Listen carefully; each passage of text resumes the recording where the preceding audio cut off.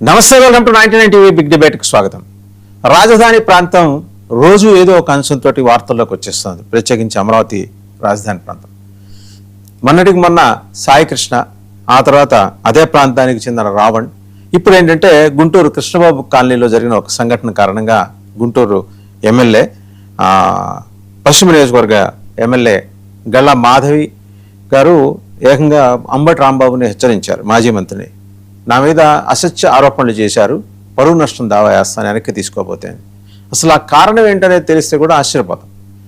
ఎందుకంటే ఒక మహిళ మీద దాడి చేయటం, ఆమెను వ్యవస్థ చేయటం, మరి లా అండ్ ఆర్డర్ అసలు బ్రహ్మాండంగా ఉంది, అద్భుతంగా ఉంది అని చెప్తున్న పోలీస్ యంత్రాంగం చేష్టలుడి ఎందుకు కూర్చుంది అనే దాని మీద పెద్ద రచ్చ జరుగుతోంది, చర్చ జరుగుతోంది.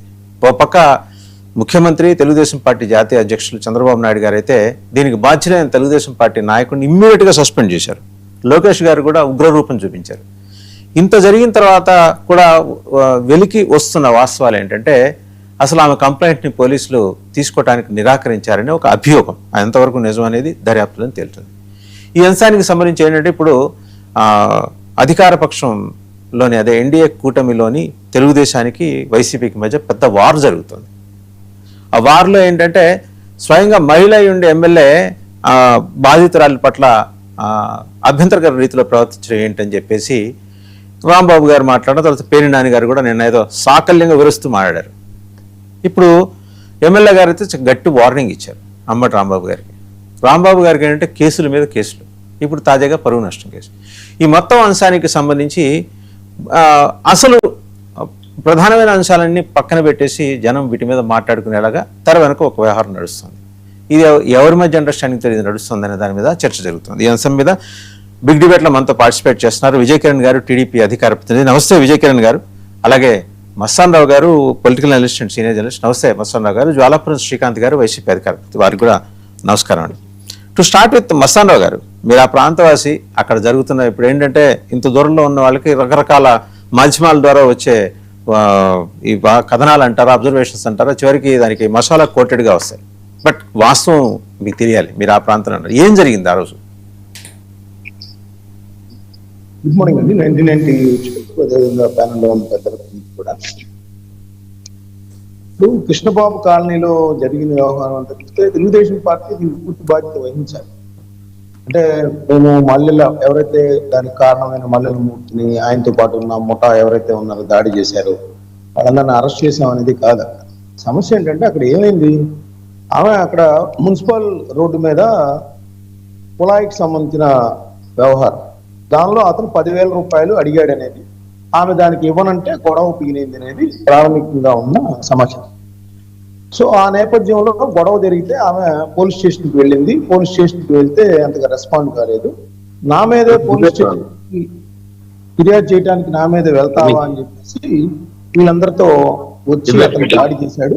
ఆ దాడి శ్రీకాంత్ గారు మీరు మ్యూట్ లో ఉండండి, మిగిలిన వాళ్ళు మ్యూట్ లో ఉండండి. శ్రీకాంత్ గారు అక్కడ ఆమె వ్యవస్థను చేయడం, అమానుషంగా ప్రవర్తించడం. ఒక్క నిమిషం మస్తాన్, శ్రీకాంత్ గారు మీరు మ్యూట్ లో ఉండండి, డిస్టర్బెన్స్ వస్తుంది. మీరు మ్యూట్ లో ఉండండి శ్రీకాంత్ గారు, మీరు మ్యూట్ లో ఉండండి.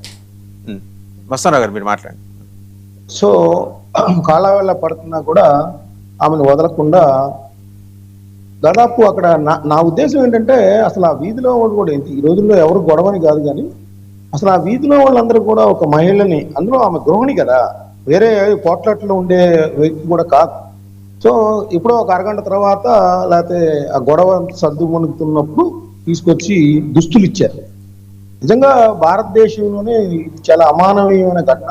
ఎందుకంటే అందులో రాజధాని ప్రాంతంలో ఆ విధంగా జరగదు.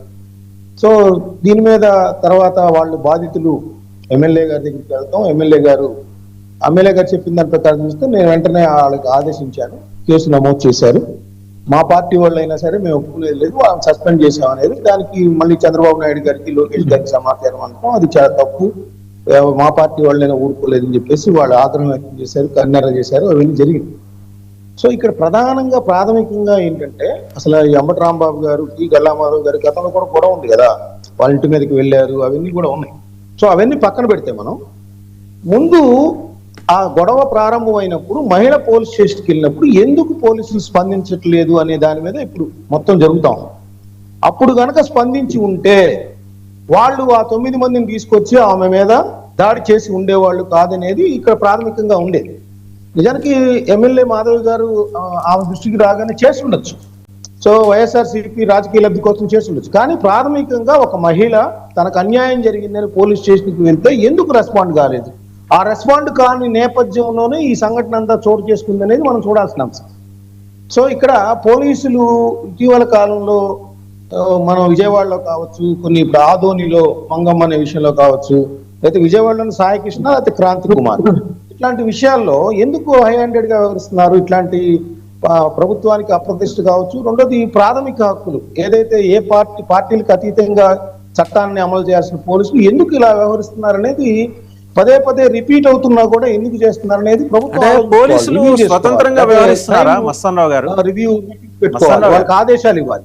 మస్తానరావు గారు ఒక ప్రశ్న, పోలీసులు స్వతంత్రంగా వ్యవహరించగలుగుతున్నారా? ఇంతకుముందు వైసీపీ హయాంలో అయితే చాలా అరాచకంగా ఉండేది, ఎమ్మెల్యేలు మినిస్టర్లు ఫోన్ చేస్తేనే చేసేవాళ్ళు. ఇప్పుడు కూడా అదే పరిస్థితి లేకపోతే దానికి ఏమైనా భిన్నంగా ఉందా? ఇప్పుడు కూడా అదే పరిస్థితి కాబట్టే ఇప్పుడు ఈ గుంటూరులో జరిగిన సంఘటన చోటు చేసుకుంది. పోలీసులు కనుక వెంటనే కనుక ఆమె వెళ్ళగానే స్పందించి ఉంటే, పిలిపించి మాట్లాడుంటే బాగుండేది. వాడికి ఎప్పుడైతే ఇన్ఫర్మేషన్ వెళ్ళిందో అతను ఆగ్రహం వ్యక్తం చేస్తూ నేను అధికార పార్టీ వాడిని కదా. నేను అనేది ఏంటంటే డీజీపీ గారు, నేను పార్టీలకు అతీతంగానే మాట్లాడతాను. డీజీపీ గారు ఇటీవల కాలంలో రాష్ట్రంలో ఎక్కడైనా నిందితులు, రౌడీలు ఈ విధంగా మహిళల మీద అత్యాచారాలు జరిగినప్పుడు రోడ్ల మీద తిప్పారు గంజాయిలు. సో వీళ్ళు 9 మందిని కూడా ఆ విధంగా చేసి ఉంటే నిష్పక్షపాతంగా చేశారనేది అనుకోవచ్చు. కానీ వాళ్ళ విషయంలో ఆ విధంగా వివరించట్లేదు కదా. వాళ్ళు కూడా యథేచ్ఛగా మళ్ళీ 2 రోజుల పాటు తిరిగిన పరిస్థితి ఉంది. సో ఎప్పుడు అరెస్ట్ చేశారు? సో ఇవన్నీ కూడా పోలీసులు ఆలోచించుకోవాల్సిన అంశం. రెండోది ఏంటంటే ఇప్పుడు జాతీయ స్థాయిలో సరే, ఇప్పుడు అంబటి రాంబాబు గారు లేదంటే వైఎస్ఆర్సీపీ మహిళా నేతలు వచ్చి ఆమెను పరామర్శించారు. సో ఇవన్నీ ఆరోపణలు చేస్తున్నారు. ప్రతిపక్షం కాబట్టి వాళ్ళు చేస్తారు. ఈ రోజు అంబేద్కర్ విగ్రహానికి కూడా వాళ్ళు వినతి పత్రాలు ఇవ్వబోతున్నారు, రాజకీయంగా వాడుకుంటారు. అది ఎవరైనా తెలుగుదేశం ఉన్నప్పుడు చేశారు, ఇప్పుడు వీళ్ళు వైఎస్ఆర్సీపీ చేస్తాం. జాతీయ స్థాయిలో పరువు కొట్టే కార్యక్రమం కదా. ఈ రోజు గురుమూర్తి గారు వాయిదా తీర్మానం ఇచ్చారు. అక్కడ ఏమేమి జరిగింది ఏకరువు పెట్టారు. రెడ్ బుక్ రాజ్యాంగము, ఆ మహిళల మీద పదే అత్యాచారాలు జరుగుతున్నాయి అనేది. సో ఇప్పుడు ఇవన్నీ మహిళా హోంమంత్రిగా ఉన్నప్పుడు, లేదా ఇక్కడ చూస్తేనేమో మహిళా ఎమ్మెల్యేగా ఉన్నప్పుడు ఈ విధమైన సంఘటనలు అనేది ఖచ్చితంగా ఉంటాయి. మహిళ ఉన్నారా లేకపోతే జంట ఉన్నారా అనేది పక్కన పెడితే, మహిళల మీద ఈ విధమైన రక్షణ లేకపోవడం అనేది ఖచ్చితంగా దీన్ని అందరూ కూడా ఖండించాల్సిన అంశం. దీని విషయంలో ప్రభుత్వం కనుక జాగ్రత్త తీసుకోకపోతే, ఇప్పుడు మీరు చెప్పారు గతంలో వైఎస్ఆర్సీపీ ఎన్ని సంక్షేమ పథకాలు ఇచ్చినా కూడా అరాచకాలకు రాజ్యం వెళ్తుంది కాబట్టి ప్రజలు బుద్ధి చెప్పారు. సో ఆ దౌర్జన్యాల అరాచకాలు ఇప్పుడు కూడా కొనసాగుతూ ఉంటే రేపు ఎలక్షన్స్ రాబోతా ఉన్నాయి. అసలు నేను ఒక చిన్న విషయం చెప్తానండి. అసలు వాళ్ళు స్థానిక సమస్యలు, రేపొద్దున 2 నెలల్లో స్థానిక సంస్థలకు ఎన్నికలు రాబోతా ఉన్నాయి. ఒక మహిళ ఇంట్లో పంపుకు సంబంధించి 10,000 అడగటం ఏంటండి? బుద్ధి ఉండాలి కదా. అసలు లంచం అడగటం, దాని మీద ఎగబడి కొట్టడం, తెలుగుదేశం పార్టీని ఏం చేద్దామని అతను కూడా. సో అంటే ఏంటంటే వాళ్ళకి భయం లేదు.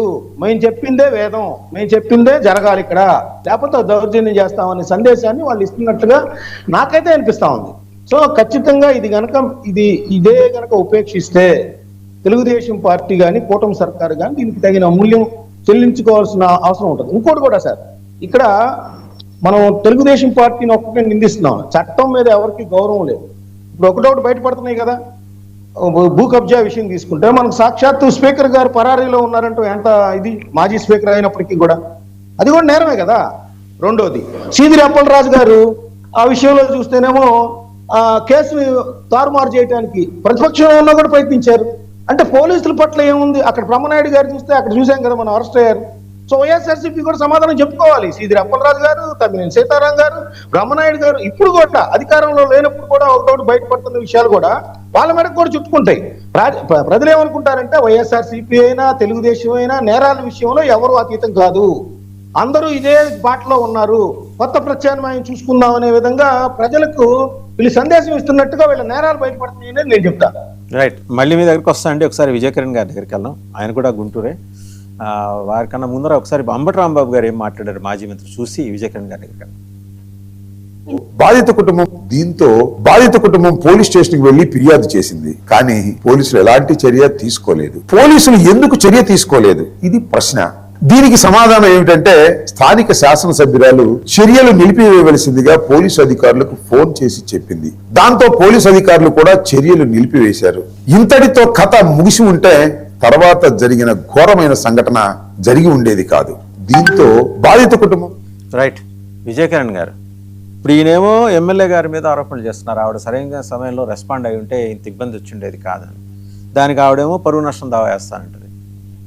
లేదా ఆ టైంలో నేను రెస్పాండ్ అవ్వలేకపోయాను, మాకు ఆలస్యంగా సమాచారం తెలిసిందని సర్ది చెప్పుకునే ప్రయత్నం కూడా చేయకుండా ఎదురుదాడి దిగటాన్ని మీరు సమర్థిస్తారా?